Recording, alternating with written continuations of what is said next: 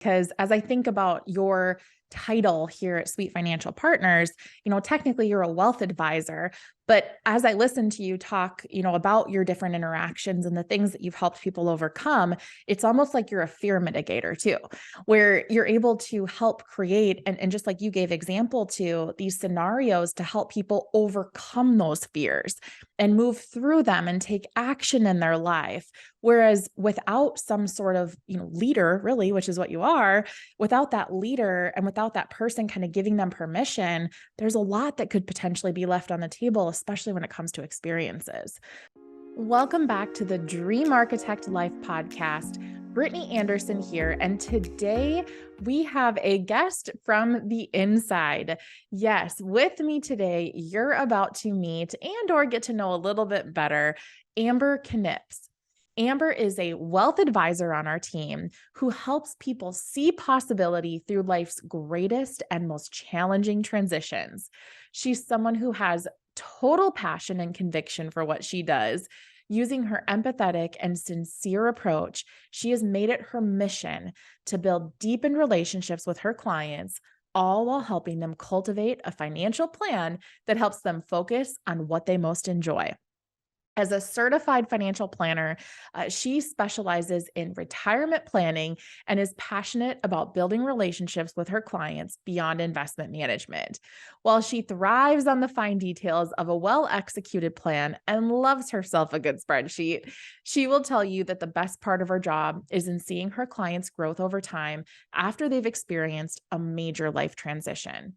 She often hears from her clients, "I wish I would have known you before that divorce, before losing a spouse, before the job change, before retirement." She wants to change the conversation instead to, "I'm so glad I had you." When she's not helping her clients live their retirement dreams, you will find this old soul canning, baking, or spending quality time with her little ones. I'd like to welcome Miss Amber Knips. Let's get into the episode. Amber, how are you? Wonderful. It's a good day to have a good day. For those that don't know, Amber is one of our very own, and we've been talking about having this conversation for a while now. So to bring this to you, we're really excited about this. So Amber, I want to frame this a little bit. I know I touched on this in your bio, but your whole mission and whole purpose has really been to help people not only plan for their future, but create an even bigger future than what they can envision for themselves. So I would love for you to just share a little bit of your background. What got you to this point? Why did you get into this field? It's kind of amazing reflecting and looking back, because I'm a firm believer in everything happens for a reason, good and bad. And sometimes the bad needs to happen to get to the good. And, I'm so passionate about transitions because I've been part of a lot of transitions in my life. And, ultimately I was raised by a single parent, a little bit different than a lot of people, as I was raised by a single dad. And, there were so many times where we saw him struggle and we saw him have to work really hard and do a lot of things that, he shouldn't have had to do just to make sure that we had a good life. And, ultimately I would see that, and I knew that, he had to make a lot of sacrifices. And as a kid, it caused us to maybe grow up pretty fast, and in a good way, because it caused me to be very empathetic. That's, something that a lot of people who work with me too know, is that I'm a really empathetic person. And sometimes maybe to a fault, as my husband says, he's like, "No more Hallmark movies." but it helps me really relate. And, seeing my dad go through that struggle, I always said, there has to be a better way. There has to be a better way to be able to be prepared for some of life's unknowns. You never plan to get divorced and have two kids, age 3 and 4. But, sometimes being able to do different things in advance helps you get to that point where some of those different types of transitions get a little bit easier. So, I went into furthering my education saying, I want to be able to help people when they're going through really tough times. And I can't see blood, can't stand blood. So this is the next best thing for me. Oh, that's so good. And, being able to settle into working with Sweet Financial over a decade ago, has just been kind of everything falling into place too. When my husband was changing jobs and he went home that night and was looking at different jobs online, he found Sweet Financial. He found the house that he wanted to move into, and things fell right into place. And here I am. And it's been really great. Mm. Amber, I know you and I have talked about this a lot, about how we have similar backgrounds, very different, but very similar at the same time. And, both of us have had this drive or this motivation to create even more opportunities for, the next generation, for our kids, create more opportunities for the people that we help, be it within and amongst the team or with clients that you serve. So not everyone always has that focus or that awareness for creating that even better situation than what you went through. So I would love for you to comment, after working with so many people over the years, so many clients in different transitions that they've experienced, where do you see people getting the most stuck or kind of getting in their way the most? I think one of the biggest things is saving for retirement. We all know we need to save, right? Everybody's had that burned into their brains for so long. One of the biggest struggles I see is changing that mindset and being okay with spending and getting caught up in, well, I can't spend now that I'm in retirement because the goal was to save as much as possible. But what I'm finding is, with my clients that are in their 80s and into their 90s, they have a lot of regrets. And they're like, well, that's great. I have these big account balances, but I missed out on some really big opportunities that were maybe important just to get there because they were so worried about overspending. And, that's oftentimes something that we see is overspending most of the time isn't an issue, but underspending is, and that can be a problem. Mm. And don't you think it would be fair to say too, Amber, that we often see people fall into that range versus the other, meaning that people tend to be more frugal than they do in, maybe overspending or over committing themselves. So I've always thought that was interesting because it doesn't really matter the wealth that's accumulated. There's still that little bit of fear where they move out of the accumulation phase and into the distribution phase of life. So it's just it's a different mindset. Absolutely. And, it's kind of what we do is giving them permission almost to spend, going through the planning and spending the time saying, okay, here's what I have. Here's how I'm invested. Here's all the expenses and all the things that I'm doing.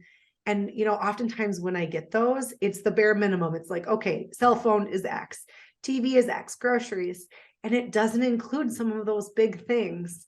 But then in the conversations, they're like, I would love to take a family trip, to the Black Hills or Hawaii or whatever it may be, and building that in and showing them it can work. Here's what that would mean. Maybe it means changing things around a little bit, or maybe it doesn't, but being able to see and have that permission almost to say, okay, I can do that. I think it's so interesting too, because as I think about your title here at Sweet Financial Partners, technically you're a wealth advisor, but as I listen to you talk, about your different interactions and the things that you've helped people overcome, it's almost like you're a fear mitigator too, where you're able to help create, and just like you gave example to, these scenarios to help people overcome those fears and move through them and take action in their life.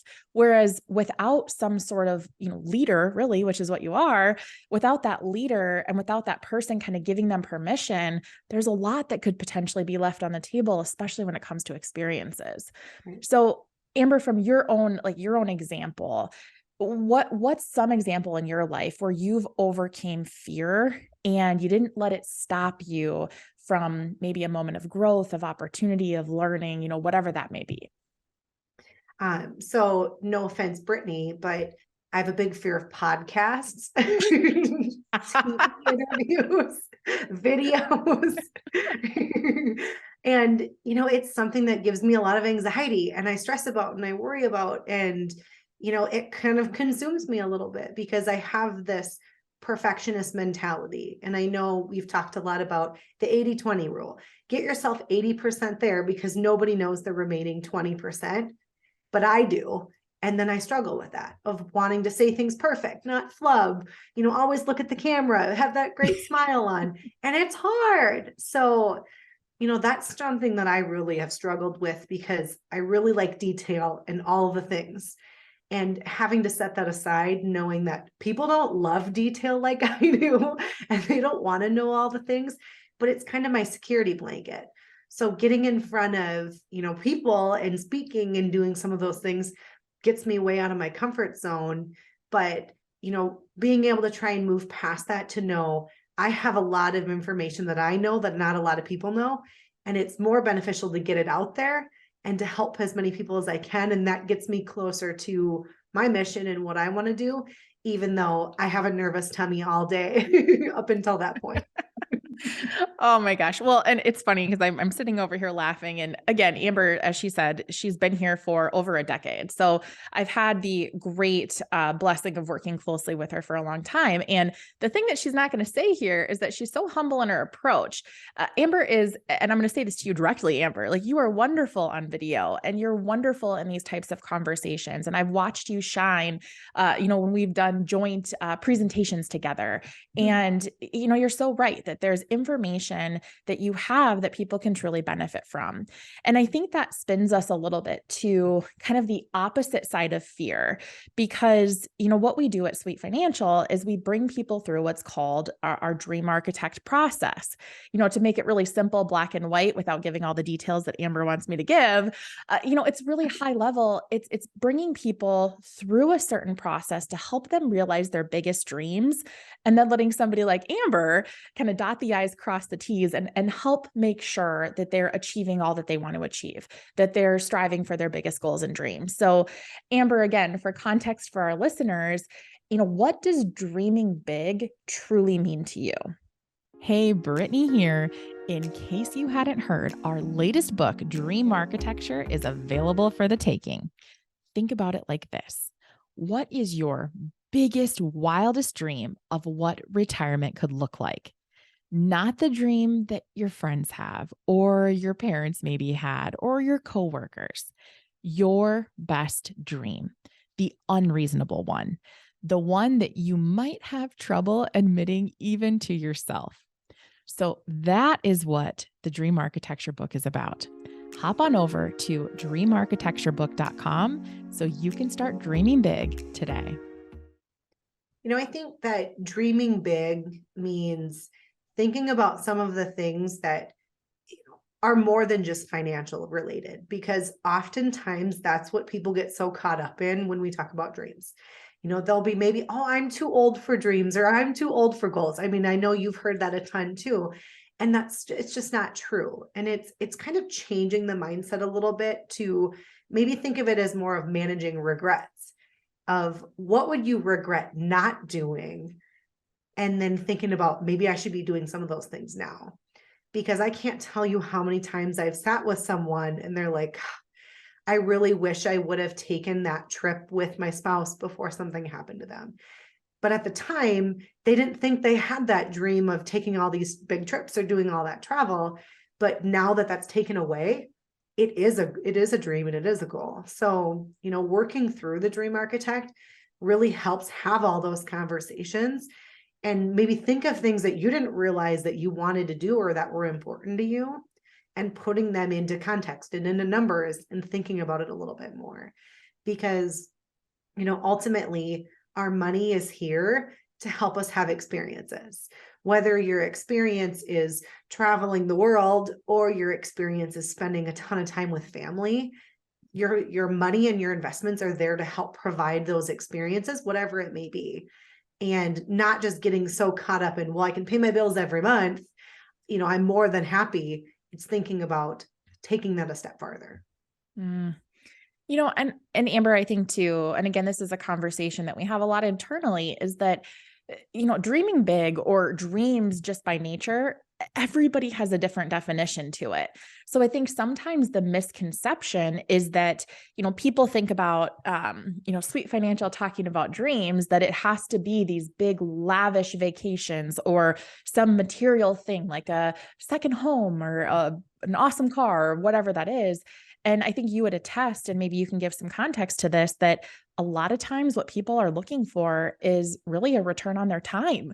They want to spend time with loved ones. They want to take their grandkids fishing. They want to, maybe take that trip, but it's not because of some lavish experience desire. It's because they want to spend time with people because life has been stinking busy up to this point. Mm-hmm. So I'd love for you just to comment on that, what are you seeing there, and kind of the wide range of dreams per se that you see people put on the table.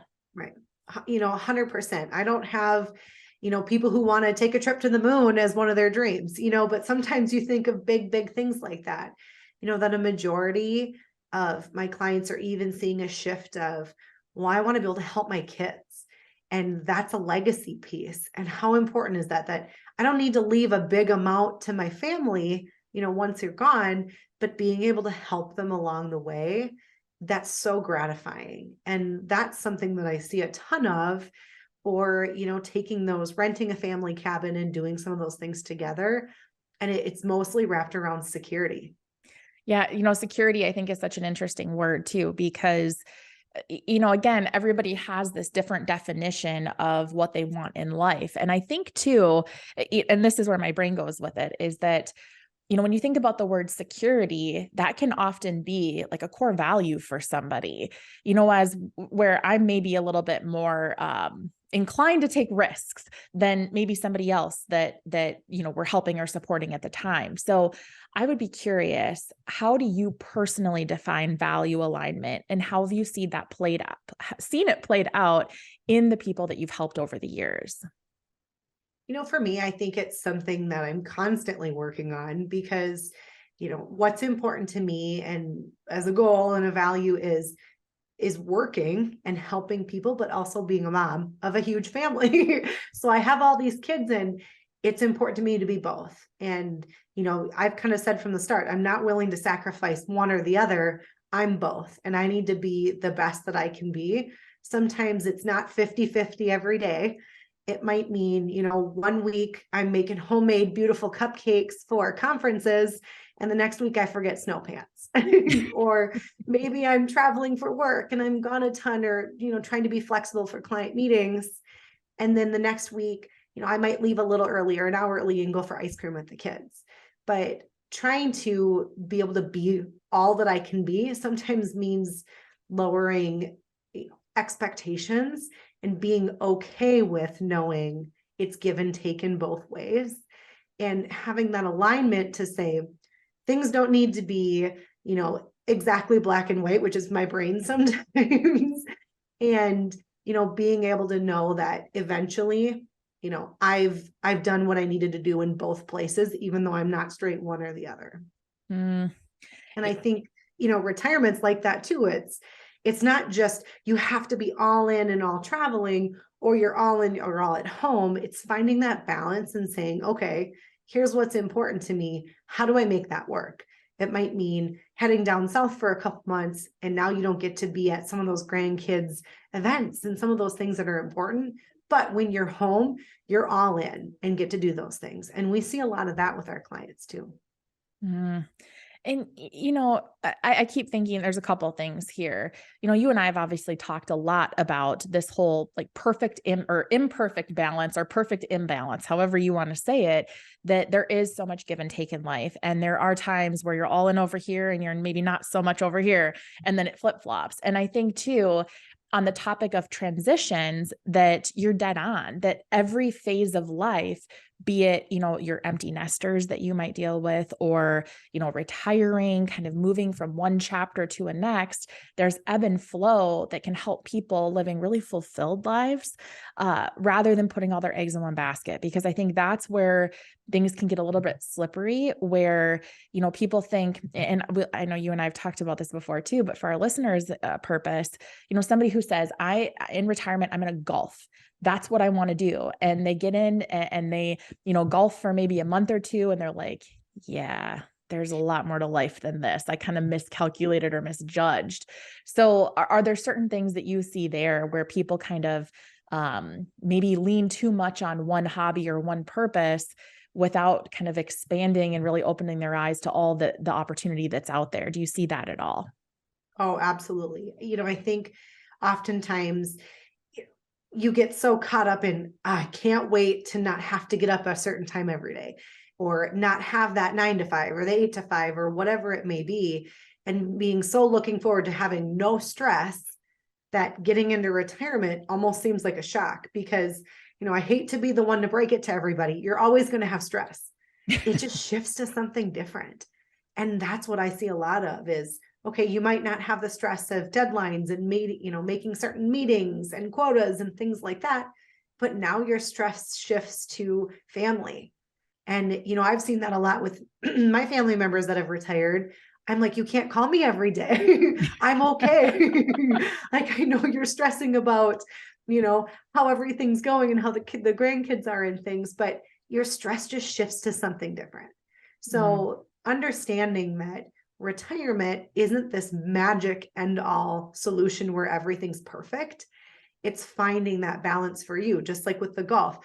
It's not this magical solution that now you get to spend all your time golfing. Is you need many different things to be able to shift on. And that's why I like to focus too a lot on, what are you retiring to? It's great to know what you're retiring from. That's fabulous and something to look forward to. But also, what are you going to do to spend, to fill that time so you're not caught up in watching TV and the news? And, it's not the most positive thing ever. So trying to find, exactly what that new purpose of yours looks like. It's an interesting segue here too, because the thing that we really shoot for at Sweet Financial, and Amber in particular is absolutely wonderful at this. And it's working on inspiring people to really think bigger, to think different, to expand upon, what they want out of life. So Amber, because I think people learn so well from personal context, and you made me think of this because you mentioned the news, which is, I can't think of a single time where people are talking about the news, especially in today's world, where they flip it on and they're like, wow, I'm so inspired to just take on the world. Most of the time people are crabby or mad or sad or frustrated or whatever that looks like. So Amber, personal example, what are some things, maybe one or two things that you do when you're feeling down or discouraged, or you're feeling, in a slump? What are some things that you do to come out of that personally, and how might that apply to your client base? Sure. So, I probably get to cheat a little bit because I have all these little kids at home. So all you need to say is mom needs a hug, and you're swarmed with hugs and kisses, which is a really good way to get out of a slump. But, something that everyone can do and that I'm such a fan of is writing a list of all of the things that are good. Because I think no matter what's happening, you can be in a really crazy, terrible spot. There's always something good. And helping read that really draws you out. And, thinking about, okay, it stinks that my car broke down and now I'm late for work, but you still have a job. Your job's going to be understanding and knowing that, hey, I have a job to go to, or I'm stressed about some meetings I have at work. You have a job to go to, or, I'm stressed about all the grocery shopping I have to do, but it means you have important people to feed. So trying to change that mindset and taking something specifically negative and turning it into a positive. And I think that's really helpful. And another thing too is thinking, what's stressing me out today? And is it going to make a difference in 1 year? And that's one that I focus a lot on too, because sometimes, especially at night, I find I'm one that I get up a lot at night. I'm a restless sleeper. And then I kind of stress about things and think about things. And I just need to write and say, will this stress me out in 1 year from now? And 9 times out of 10, no. So why put the energy into it? And that can kind of, get me back on the track to realize that not everything is maybe as bad as it seems, because once you get in that mindset, it's everything can just keep bringing you down and you're piling more and more on. And then eventually you can feel like you can't handle it anymore. Yeah. And I think too, it's like those positive daily affirmations of things that you're grateful for and that are good in your life. And, when times are tough and things are uncertain in the crazy world that we've been in, I think those little intentional maneuvers are so important and so valuable. So I appreciate you sharing the personal stuff too, not just the client stuff. So I'd love to know, Amber, what are you working on right now that has you really excited? What's got you motivated? What's got you personally jazzed up for the future? Really when I was kind of thinking through everything, when I was going through what's positive for me right now is just my clients and the relationships that I've built. I'm a really personal person. So I'm an open book. I'll share anything with anyone pretty much. And that relationship has really grown in with my clients. And that's what's been really neat, is having that family type relationship with everyone. And the amount of birthday calls I get, or Mother's Day notes and calls and cards. And it's really so much more than trying to save in taxes or trying to find the best risk adverse investments or different things like that. Those things are good, but it's the personal relationship. And I just think about how much I love coming to work and having all these meetings, that I'm not like, oh gosh, I have a full day of meetings, this is just such a drag. It's like, oh, they're coming in and they're coming in. Oh, I can't wait to see them and hear about their family and their grandkids. And it's just, I'm so lucky to be able to be in a space where I get to spend all day, with people I really like.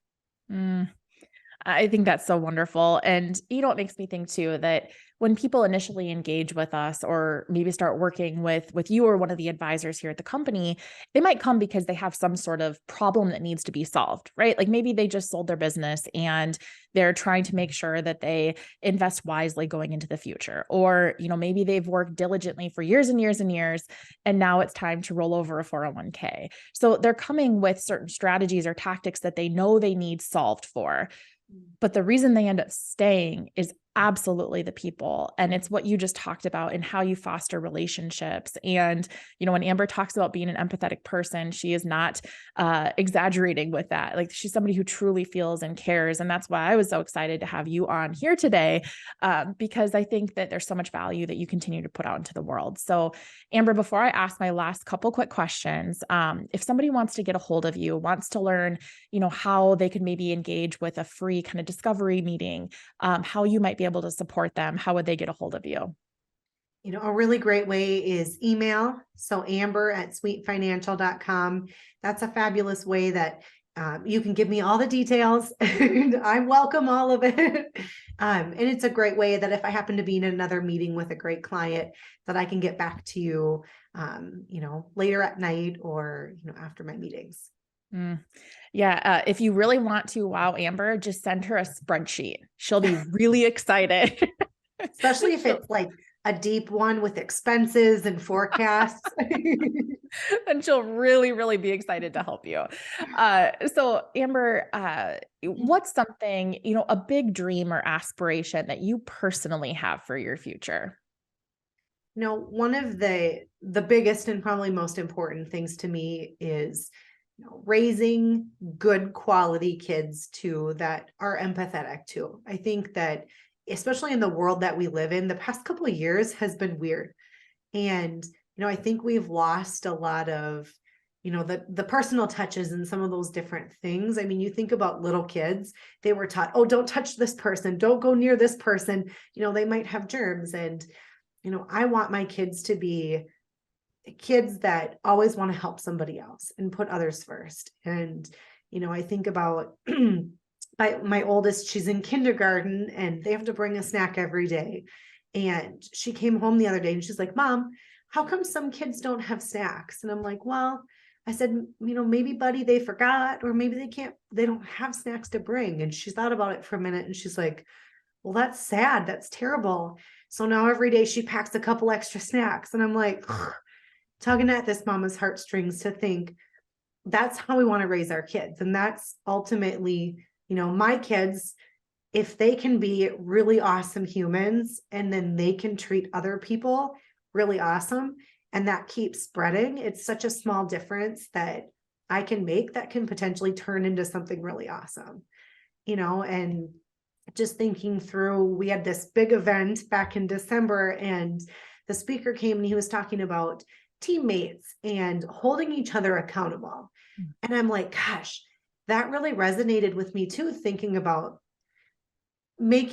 holding other people accountable in a way that if something happens that you don't agree with, it's not a bad thing to say, hey, that wasn't really kind.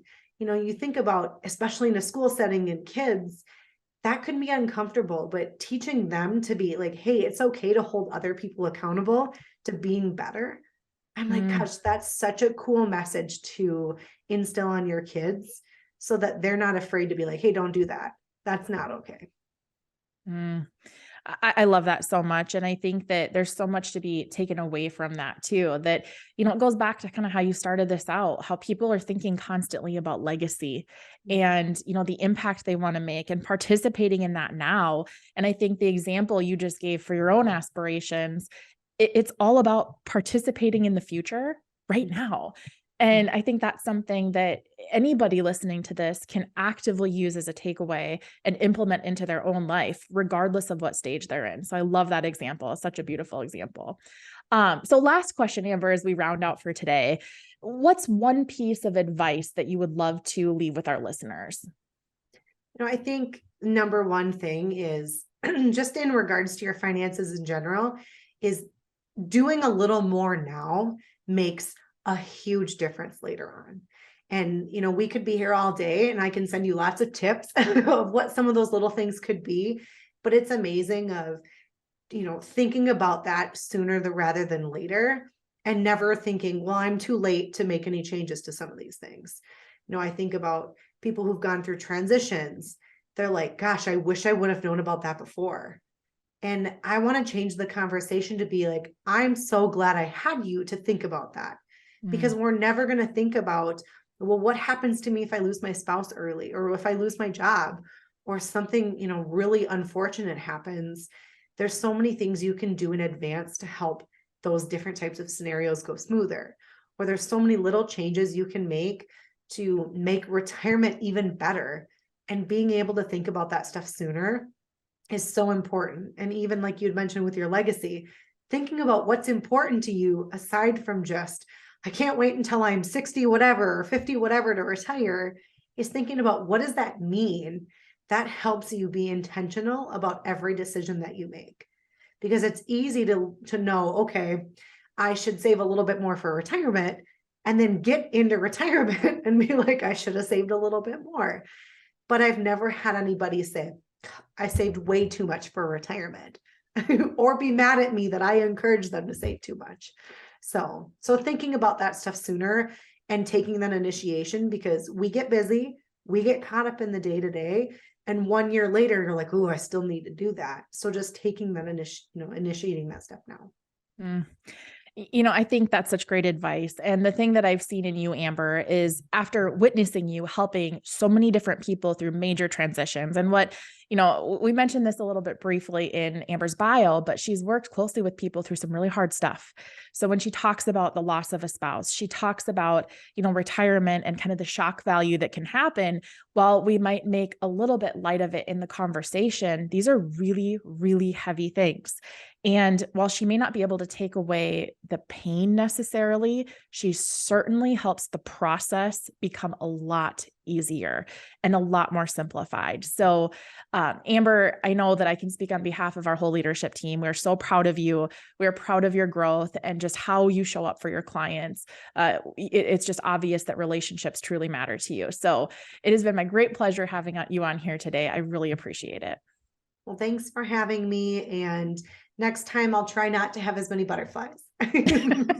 Well, you killed it. So that's all that matters.